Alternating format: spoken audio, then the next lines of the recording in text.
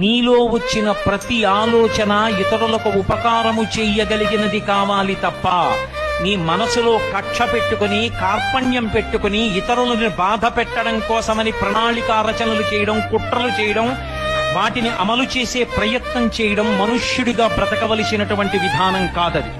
కాబట్టి ఎప్పుడూ మనసులో ఉండవలసినది ఏది అంటే ఉపకార బుద్ధి. నా వలన ఎంతమందికి ఉపకారం జరుగుతుంది, అదొక్కటే.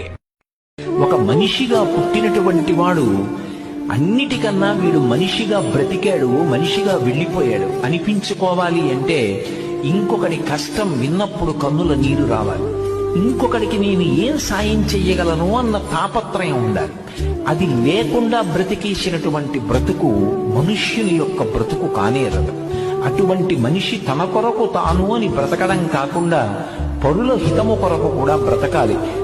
ఎప్పుడూ ఇతరులకు ఉపకారం చెయ్యాలని తాపత్రయపడేటటువంటి వ్యక్తిని పంచభూతములు సర్వదా రక్ష చేస్తూ ఉంటాయిట.